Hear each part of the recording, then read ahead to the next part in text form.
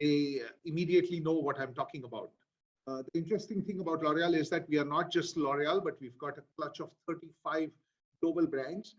So brands like Maybelline, Garnier, Lancôme, Yves Saint Laurent, Ralph Lauren, Prada, Shu Uemura, Giorgio Armani, Valentino. These are all part of the L'Oreal portfolio of brands, which makes us the #1 beauty care company in the world. I've been with L'Oreal, like I said, for 11 years. I spent 5 years as the country manager of Thailand, and now I've been in Indonesia for the past 6 years.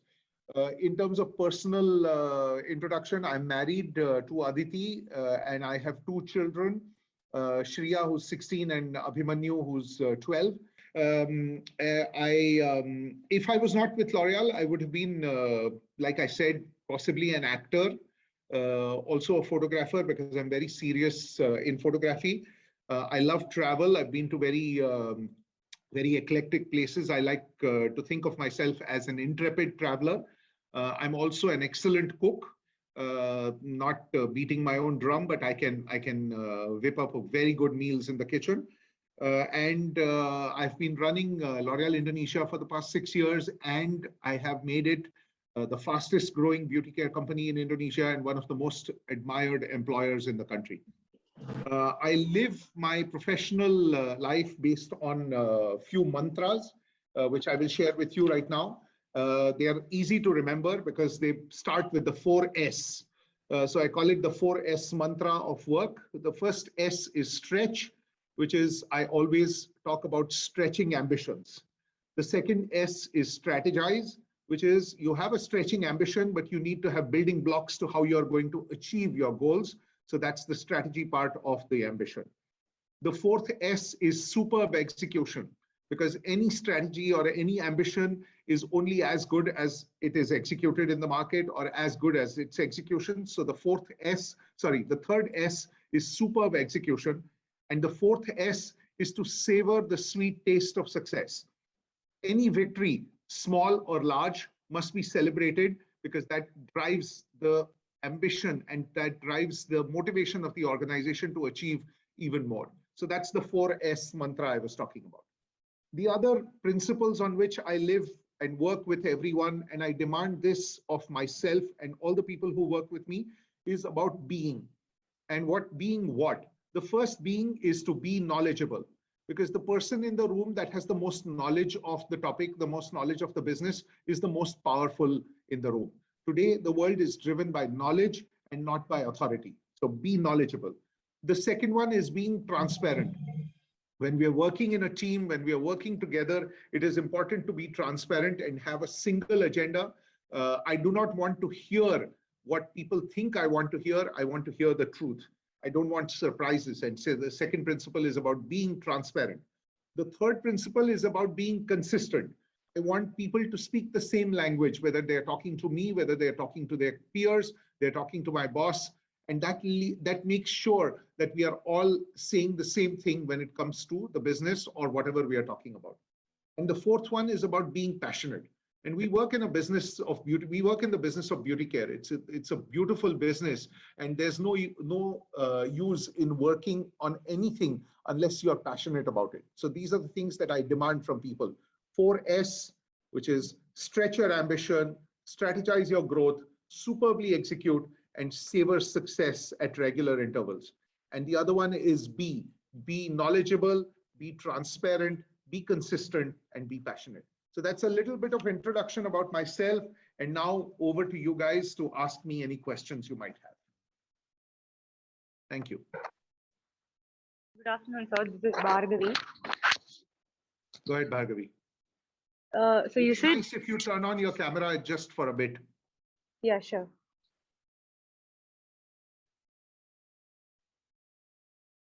Hi, Bhargavi. Hello, sir. So you said you have worked in the Indian market and Indonesian market. So Yes. what do you see as a challenge for L'Oreal in Indian market compared to Indonesian market? Bhargavi, the truth is I haven't worked on L'Oreal in India. So I've only worked on L'Oreal in Indonesia. So I can't talk about the challenges of the Indian market. But I'll talk about what are, more than challenges, I'll talk about what are the opportunities that are presenting themselves to us all over the world, and how we are taking care of how we are leveraging those opportunities. Because the one thing L'Oreal is quite famous for is winning in the face of challenges. Even through COVID, we had some of the best years possible, both in terms of top line growth and bottom line growth. So the first thing I would say is anticipation. L'Oreal has been known to anticipate the direction in which the market is moving from the very beginning. About 11 years ago, 12 years ago, the company declared that we wanted to become one of the leading FMCG companies as far as digital marketing was concerned. And our global CEO went on record saying this is the year of digital, and he announced to everyone that he didn't know what it meant, but he knew that the collective wisdom of L'Oreal was going to take us there. Starting from there, today, we invest more than 50% of our media money in digital. At that time, it was 0%. Today, we have more than 5,000 people who are coded digital or digital experts in the company. At that time, it was 0. And today, we are now moving away from calling out a department as being digital to actually becoming a completely digital and beauty tech company, because we believe that the past has been defined by the move to digital, and the future is going to be defined by the move to tech. All industries are going to be driven by reliance or utilization of technology in the businesses. So that's the first one. The second example I can give you is about e-commerce. Again, when I came into Indonesia 6 years ago, the percentage of business that we had on e-commerce was 0. We had 0% business on e-commerce. I hired the first, second, third, fourth, fifth, sixth, seventh, eighth, ninth, 10th people. I hired the first 10 people on e-commerce, and we had a business team on e-commerce well before e-commerce was a meaningful play. And everyone kept looking at us and saying, why are we investing so much on e-commerce? It's still small. We knew that e-commerce would come. The e-commerce revolution was going to come. We just didn't know when it was going to come. So you look at China today, China, 50% of our business is from e-commerce or even more. And we knew that that revolution would come to these parts of the world, but we didn't know when. And when COVID struck and retail outlets were closed and consumers could not go out, that was when the investment that we had made over the several years really started paying out. So it was about anticipation, which really helped us win in the market.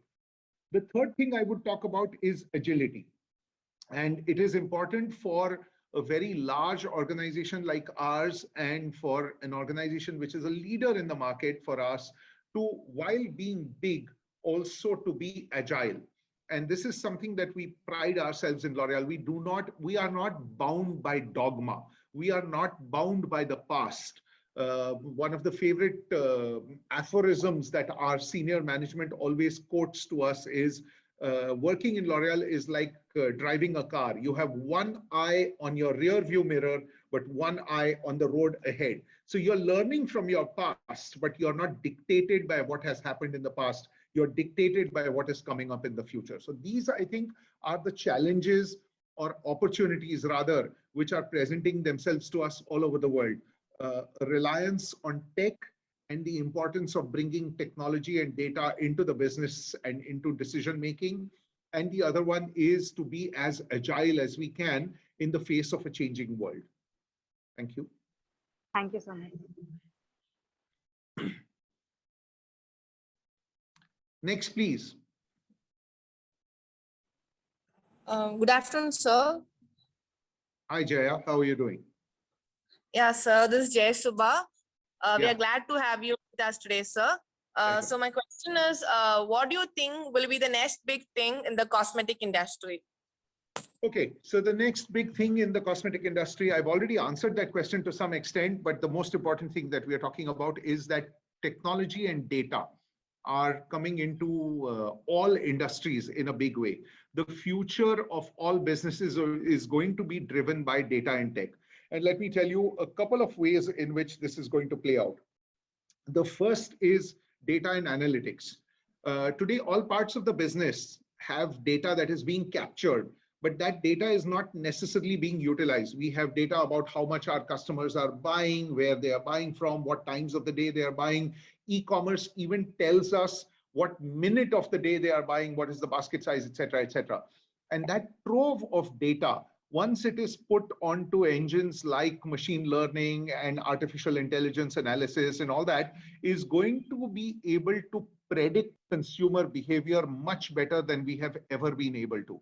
So to quote Yuval Noah Harari, who's one of the leading thinkers of today, it is that algorithms of the future don't need to know you better than yourselves. They need to know enough to be able to predict what you are going to do. And the amount of data that we have is allowing us to do that. So analytics is going to help us predict consumer behavior, predict customer behavior, predict market intelligence, etc., much better than we were able to in the past, simply because the data is in one place and we have engines and programs to be able to analyze that. That's number one. Number two is about consumer data. And you know, consumer data is becoming a big thing in terms of the way it is captured, it is stored, it is utilized.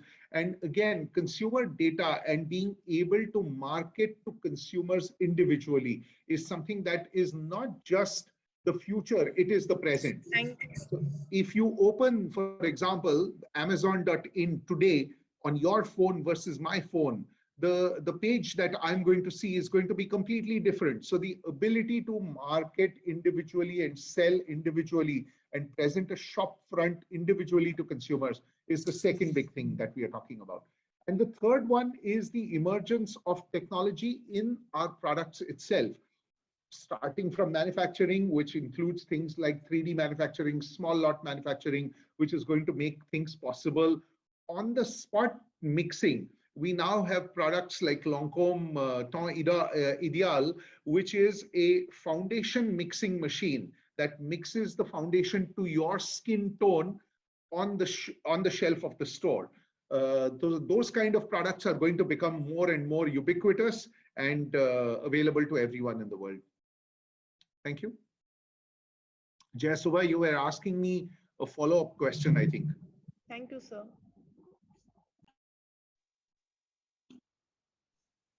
Good afternoon, sir. This is Hi, Gitanjali. So how do L'Oreal stays relevant in the market for more than a century, sir? Sorry, say that again. How do L'Oreal stays relevant in the market for more than a century, sir? Okay, so that's, I think some part of that question I've answered before, but let me start off with the first one. You know, the first and most important thing that L'Oreal has always prided itself on is being a science-driven company. We were founded by a chemist who was a smart young man, and he developed the first non-bleeding hair color and marketed it to salons. So the whole point was, in the past, hair color was like painting your hair. You painted your hair and you went out, and because you sweated or because there was rain outside, the color ran. And Eugene Schweller was the first chemist to develop a color that did not damage your hair, but entered the hair shaft, and as a result of that was permanent hair color. There are two parts over here. First was, of course, science, but the root of the discovery was in terms of consumer understanding. So though in that two pillars is the foundation on which L'Oreal has stayed relevant for the past for over 100 years. Consumer understanding and a scientific solution that gives the consumer a product that really exceeds her expectations. So those are the two foundations. Now, on top of that, what have we built? First, we've built a flotilla of brands that are relevant to consumers around the world. You take a look at Maybelline, which is the #1 makeup brand in the world. You take a L'Oréal Paris, which is the #1 beauty care brand in the world. You take a look at Lancôme, which is the #1 luxury beauty brand in the world. All these brands appeal to specific segments of the consumers very strongly and have stayed relevant by watching the needs evolve of these consumers over the past 100 years. So Lancôme was relevant to a woman in the 40s, it was relevant to a woman in the 60s, and it is as relevant to a woman today as it was at that time, because it has not stayed exactly where it is. We've retained the essence of each of those brands, but then we've also modernized them as time has passed by.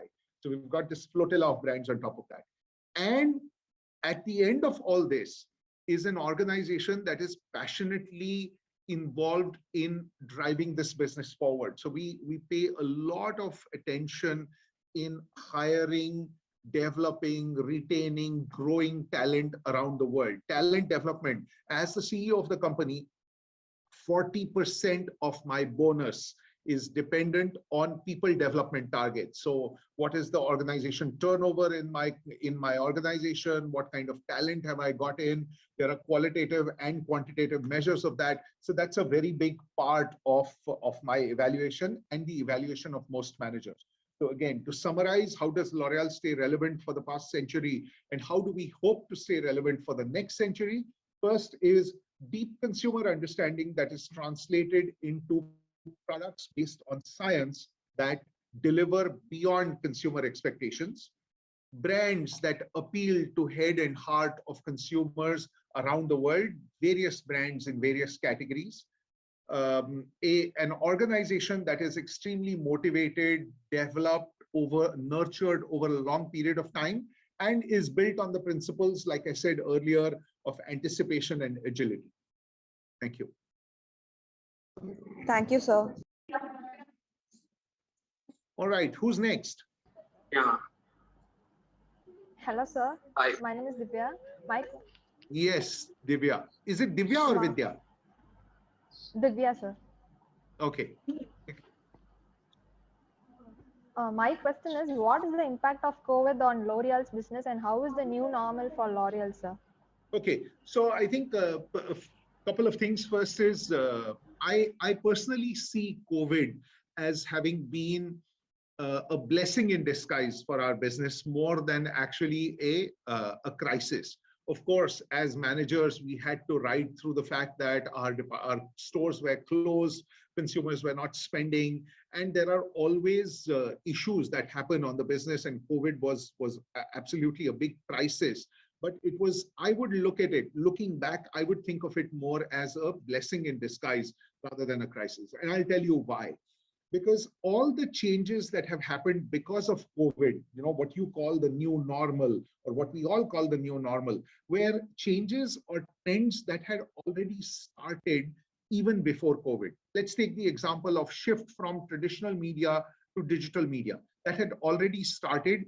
It only accelerated because people got locked down at home and started spending more time on their devices. So any company had invested in learning about digital media before COVID only did better during COVID by optimizing media. E-commerce, I said before, e-commerce was already starting, and any company that had built an organization and already developed capabilities for tackling e-commerce was able to take on the challenge. The moment the stores shut down, e-commerce shot up. And that's what we did. In March, our stores shut down in Indonesia. And in April, e-commerce shot through the roof because we were ready to take on that challenge. The attention that consumers are giving to health and the preference that they are giving to natural ingredients and natural products, that was already happening. We were investing in green chemistry. We were investing in sustainability even before COVID started. And so when COVID happened, we just had to accelerate that. And things like remote working, work from home. I'll tell you a funny story. In, I think, October or November of 2019, my CFO and IT team organized a road show for a product in our company called Microsoft Teams. And I attended that workshop. And I'll be very honest with you, I was sitting at the back and spending time on my phone through reading stuff on social media, reading news articles and all that. And I walked out of that meeting not knowing what Microsoft Teams was about. Thankfully, the rest of the organization did not do that. They paid attention. This was, remember, this was October, November 2019. For the next 3-4 months, no one used Teams as much as we are talking about. And then in March, the country shut down. And on March 17th onwards, we have, for the past 2.5 years, we have used nothing but Teams in order to communicate, coordinate, do all the work that we are doing.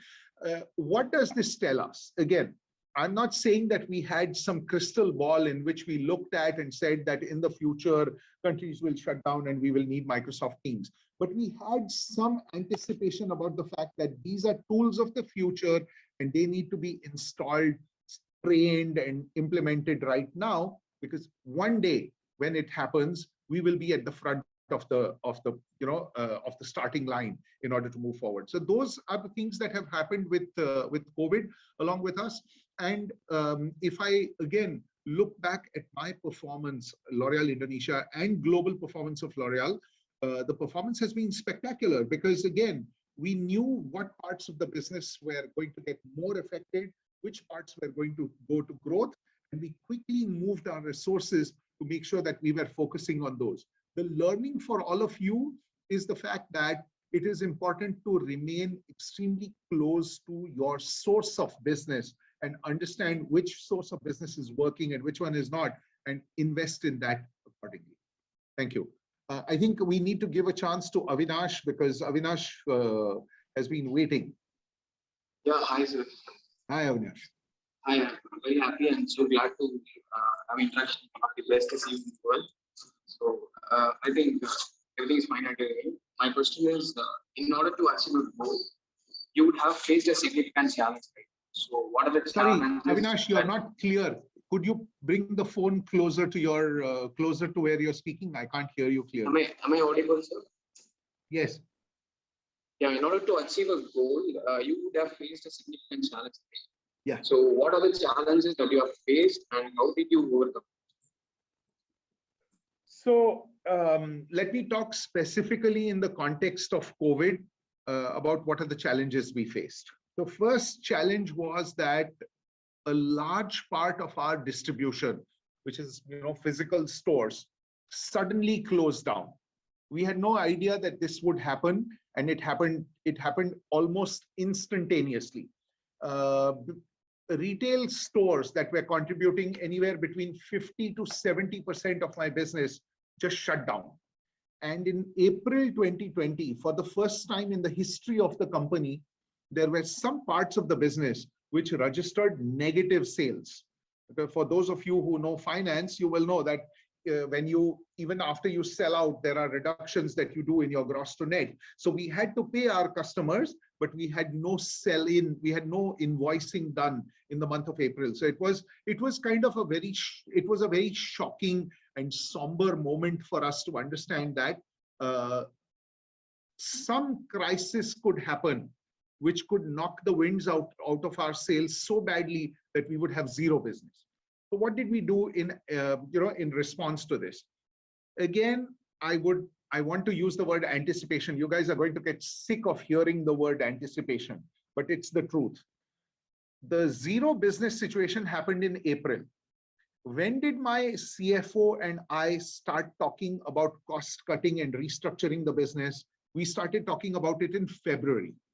In February, when the global crisis was slowly rising, and in fact, in Indonesia, there were zero cases of COVID, my CFO and I were sitting in this very room where I am sitting right now and creating a scenario of what will happen if the L'Oréal Indonesia business is 30% smaller than it is today. And we had already identified those parts of the business that needed to be shut down because those are not future ready. Those are the businesses that are legacy and may possibly will not survive the crisis. And those parts of the business that will need future investment in order to grow. We had also identified line by line cost cutting measures. So as the CEO of the company, I had gone down to cost cutting measures like how much paper are we buying in the company and how can we shut it down?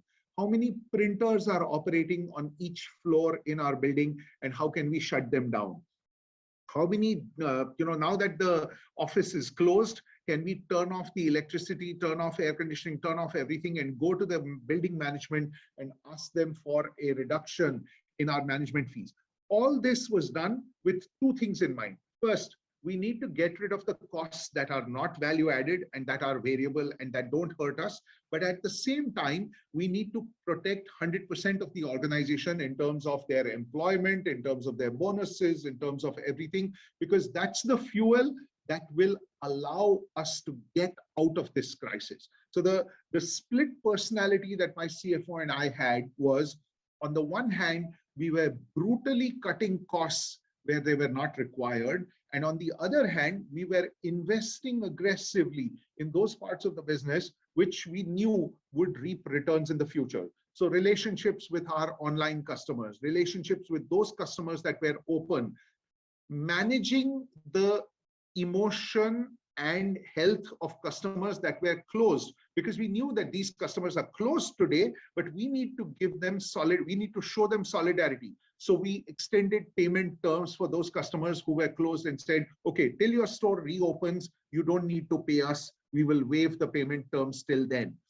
We helped customers who were 100% offline customers. We trained them on opening stores, on marketplaces, on developing algorithms to drive their business online. And today, in our professional products division, 20% of the business is coming from online, from e-commerce and online, because we taught the salons how to go online. And salons are extremely grateful to us for doing that. So to answer your question simply, Avinash, tackling any crisis is almost a game of choosing very wisely and being completely brutal and dispassionate about cutting stuff that is not important and investing strongly in stuff that is going to help in the future.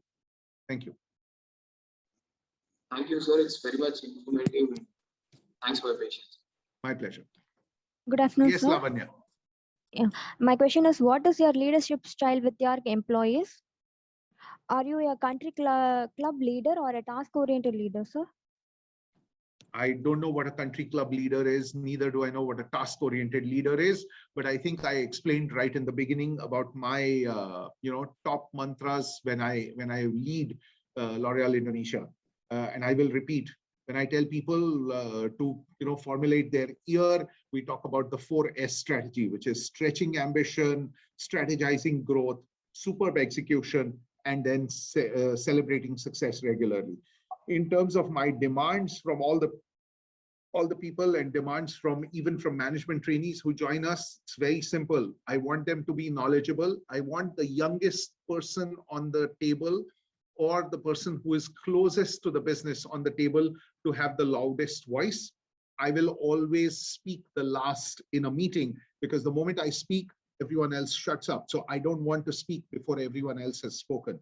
I want people to be transparent, so the bearer of bad news never gets shouted at, the bearer of bad news never gets slaughtered. The bearer of bad news is actually thanked, because it is important for people to give me bad news before they give me good news. I'm here to solve problems. I'm here to get rid of barriers, and not here to give people a pat on the back and listen to good news.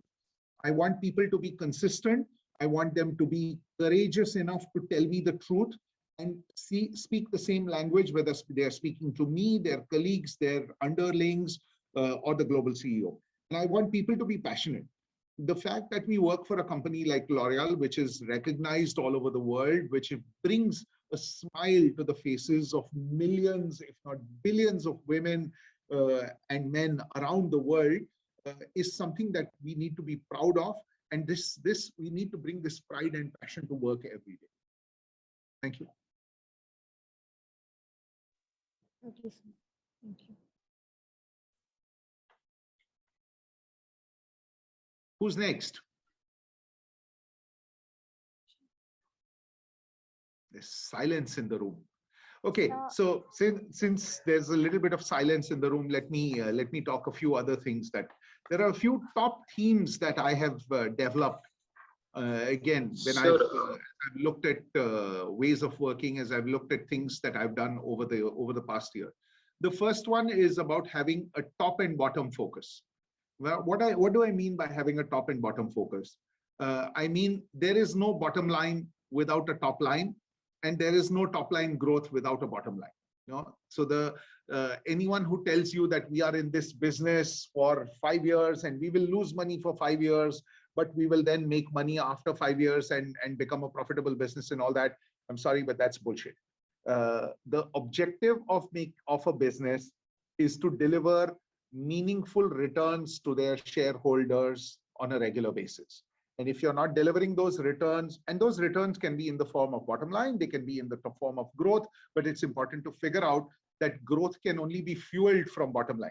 There is no rich uncle who is going to keep subsidizing your growth for years together. So as a going business, one of the things that I'm completely clear about is that it's important for me to deliver the top line in order to deliver the bottom line. And it is important for me to deliver the bottom line so that I have fuel to grow my top line for the future. That's number one. The second one is about creating value. We are all here in organizations, in your university, leaders everywhere have the responsibility of creating value. And one way of creating value is also by getting rid of the organization of non-value adding stuff.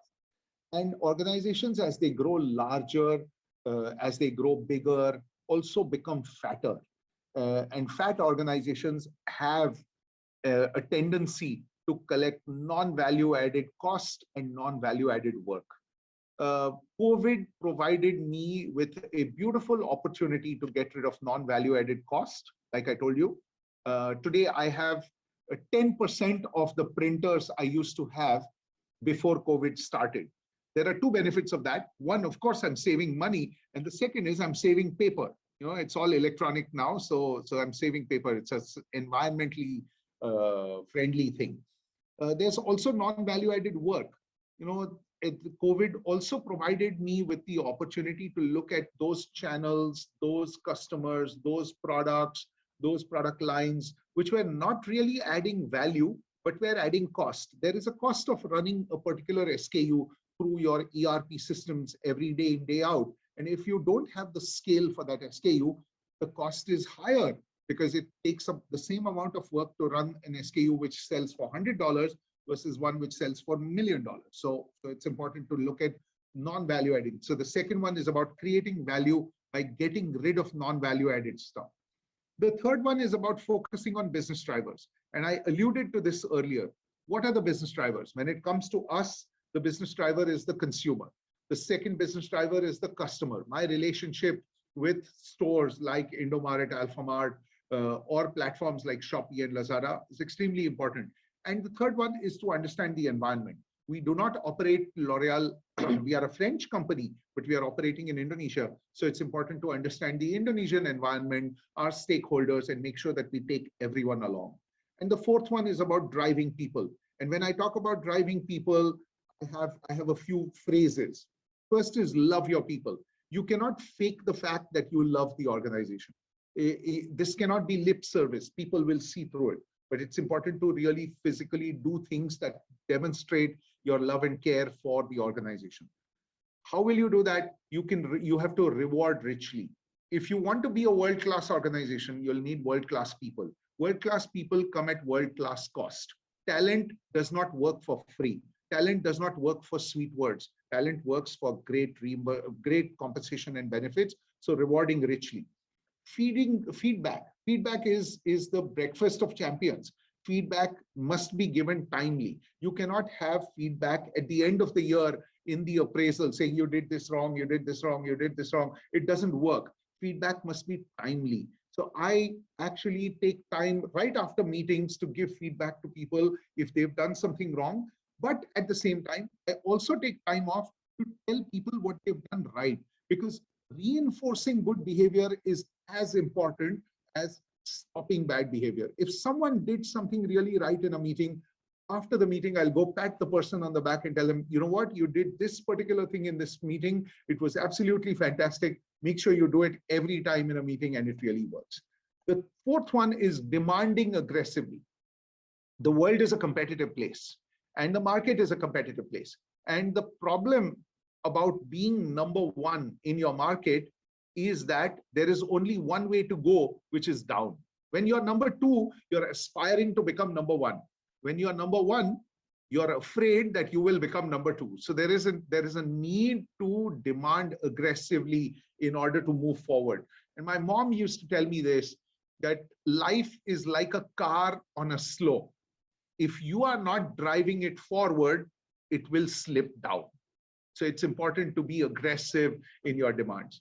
And the last one is about helping everyone succeed.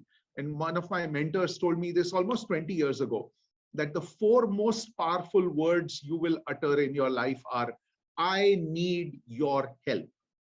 And I tell you this, 99% of the times I have uttered these words, I have gotten the help I wanted and more than it. So it's important to continually look around your colleagues, your family, your friends, the universe. And with the electronic reach and social media and platforms and everything that we have, it's so easy to get help and advice from people that you just ask and the universe conspires to help. Thank you. I hope there is some more questions. We still have 10 minutes. Yes, sir. This is Gayatri. So yes, Gayatri, go ahead. So we are very glad that we got an opportunity to get connected with you today. So my question is, L'Oréal Paris has a unique strategy called universalization. So how that strategy works and in the correct market situation. So can you tell us that? Sure.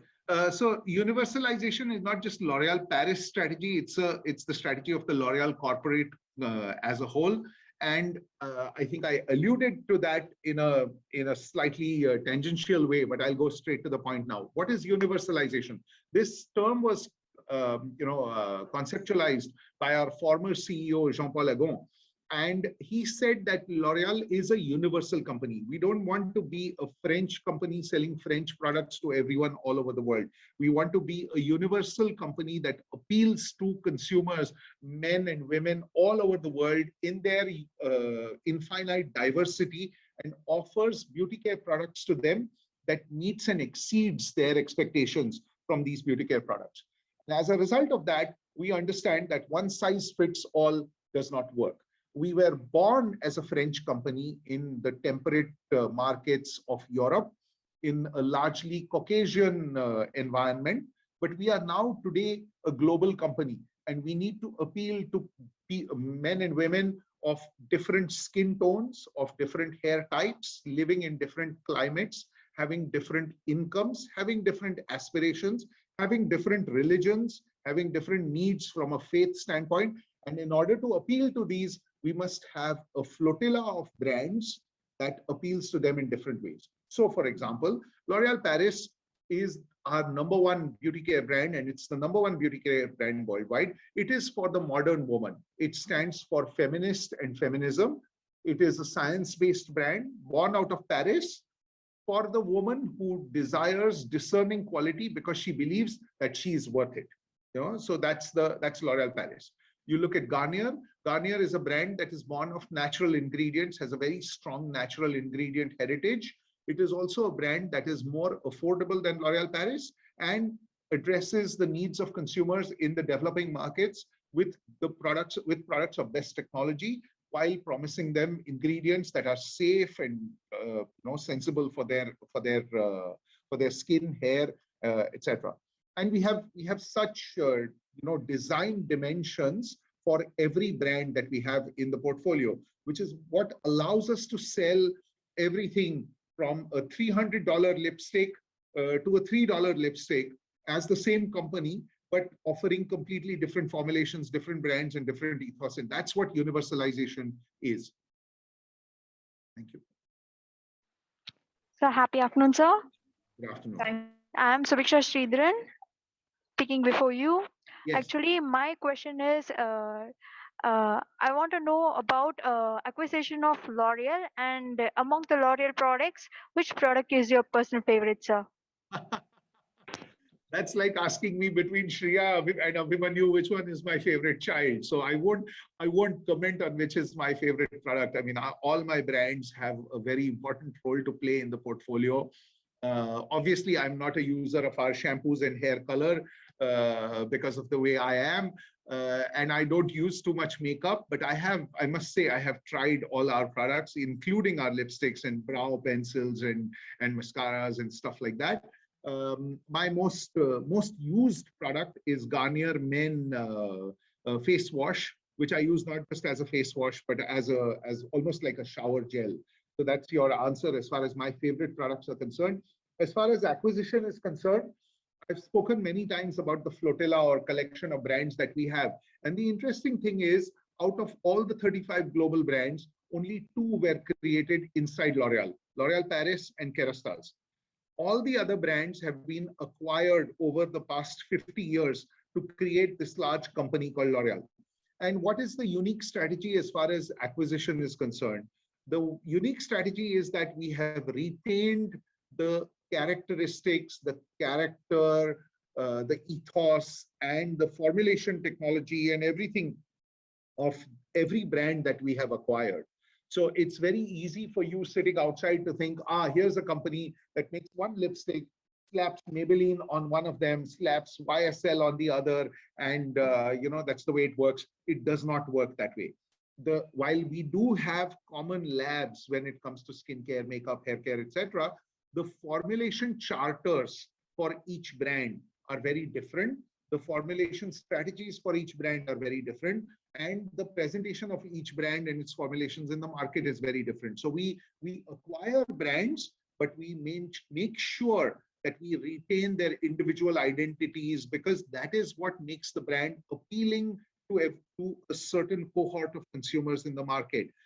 We have today in our portfolio American brands like Maybelline, Kiehl's, Urban Decay, NYX Cosmetics, Thayers, etc. We have a Japanese brand, Shu Oemura. We recently acquired a Korean brand, 3CE. Who knows, in the future we could acquire an Indian brand and have an Indian brand in our portfolio. So we have brands from around the world besides the global French brands, and we try and keep them as individualistic as possible, while providing them with the synergy and the energy that L'Oreal provides as a company in order for the brand to grow and be available worldwide. Thank you.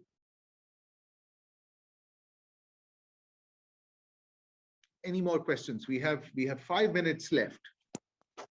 Hello, sir. Good afternoon. Bhuvneshwari. Pavita, sir, this is. Okay, great. I have a question related to students' point of view, sir. Sure. As a student, it is okay to fail now, then later future of being an entrepreneur, sir? I have never been an entrepreneur, so I cannot tell you whether it is right to be an entrepreneur or to be, a salaried manager in the company. But I can tell you one thing: it is never too late to fail, because it's never too late to learn. And it's very easy to hear this from someone who's 50 years old and saying this, because it's never too late to learn or fail or whatever. But you guys are in the prime of your time, so take risks, do whatever you want to do things differently.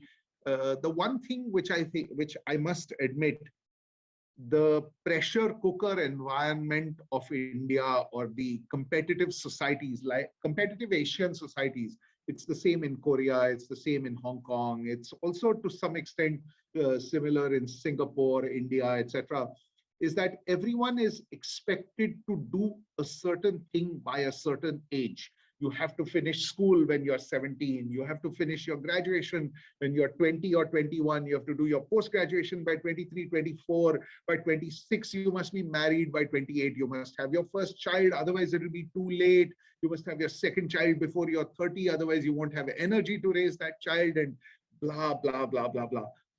Let's break the norm for that. Okay, let's break the norm for that. It's not wrong to have a different path. It's not wrong to have a different purpose in life.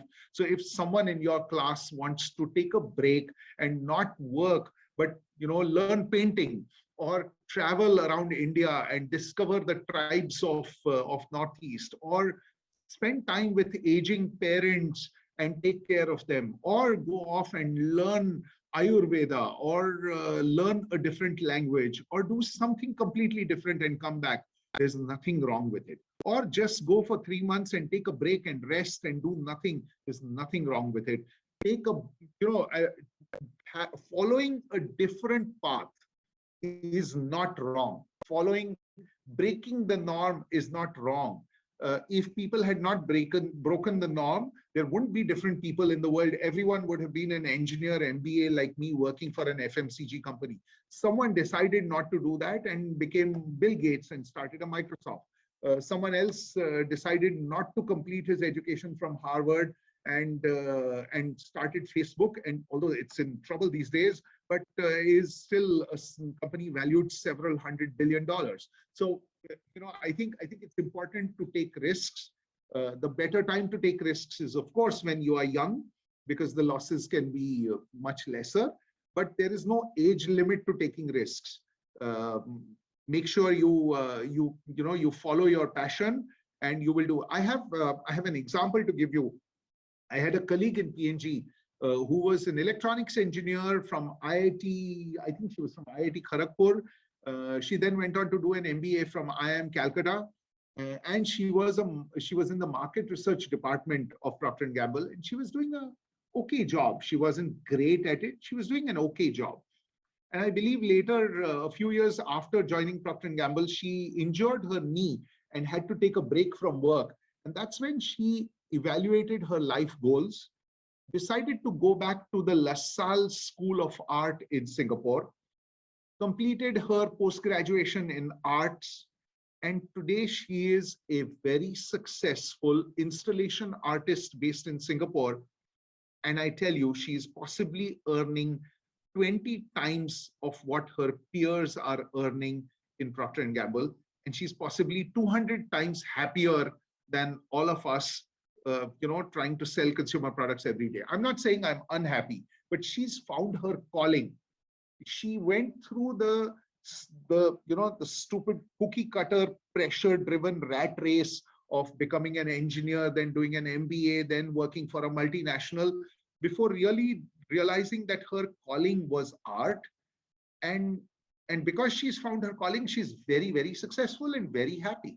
So, to your point about taking risks and failing, go ahead, take risks, fail. What's the worst that will happen? You might live below a certain SEC level for a few years. Doesn't matter. Thank you. Thank you, sir. Sir, this is Blessy. What are the tips and advice would you like to give for the future entrepreneur and entrepreneur managers? I'm not an entrepreneur, so I won't be able to give you advice on entrepreneurship, but the stuff I told you about top and bottom line focus, about creating value and ridding your organization of non-value adding costs, of focusing on business drivers, of investing in people and working with people who are better than you. These are golden keys that work, whether you're talking about a school, about a college, about an NGO, about an organization or anything. So I think that would be my advice, although I'm not an entrepreneur. Thank you. Thank you. I think Prof has come back on camera, so I guess we are running out of time. Sir, I am Vasant, sir. Yes, sir, Vasant. who is your inspiration and why, sir? Sorry, say that again. Who is your inspiration and why, sir? Who is my inspiration? I am inspired by different things every day, Vasant. 2 days ago, one of the girls who works in our luxury cosmetics department created a TikTok video. TikTok is now banned in India, but we have it here in Indonesia. She created a TikTok video about the pleasures of working at L'Oreal and managed to get 600,000 views for it in about few hours. She was my inspiration 2 days ago for having created that video, for having the creativity and the energy to create that video and posted it and gotten such views. I get inspired by reading books. I get inspired by working by the people I work with. My boss has often been a great source of inspiration for me. So inspiration is, you don't need to look for inspiration in big names like Mahatma Gandhi and Nelson Mandela and Steve Jobs and all that. Inspiration is all around us. The person who, an old story, Kennedy had said that he wanted to put a man on the moon before the decade was out and bring him back safely. That was his vision. And he had inspired everyone. And the director of NASA was walking home late midnight and he saw a woman cleaning the floor over there. And he looked at her and said, what are you doing here so late? And she looked at him and said, I'm helping to put a man on the moon. So someone as simple as the person cleaning the floor can be a source of inspiration. So, don't look for inspiration too far beyond. It's all around us. Thank you. Thank you, sir. I think Prof. Neeraj is trying to say something. So thank you very much. It is a My pleasure pleasure. For the Savidai Engineering College. We should thank our advisor, sir, Mr. Ravichandran. Now over to the team for vote of thanks. They want to thank you, sir. The children want to thank you. No problem. It is their pleasure, and they are really delighted to have you on the screen. The world's best CEO is sitting in front of them. They are all they are all delighted to have you here, sir. To the team for the vote of thanks.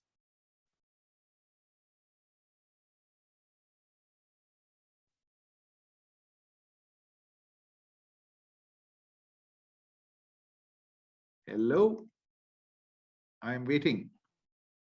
Good afternoon, everyone. I'm Sonali. I'm here to present the vote of thanks for today's webinar. I would like to thank our speaker, Mr. Umesh Phadke, for enlightening us with this knowledge. Today's webinar was fully knowledge and interesting things. It gave deep insight into the topic and revealed some interesting facts. I'm pretty sure the precious knowledge that Mr. Umesh gave us will definitely help us in our studies and future. Once again, I would like to thank Mr. Umesh for taking out time from his busy schedule and enlightening us with his knowledge. Thank you so much, sir. I would like to thank Director Dr. N.V. Virayan, Chairman, Savita Engineering College, Professor and Advisor, Dr. Ravichandran, sir, Professor and Head, Mr. Nirmal Raj, sir, Professor Dr. S. Gangadharan, sir, for other faculty members. I would like to thank management for giving us the organization this webinar. Thank you, sir. Thank you, Umesh. Thank you very much. Thank you, Umesh, for your time. My pleasure, sir. Yeah, And apologies for all the back and forth on scheduling. No issue. I hope next time will be smoother. Okay, no problem. Thank you very much. Thanks, everyone. Bye. Thank you, sir. Thank you very much, sir. Thank you. Bye-bye.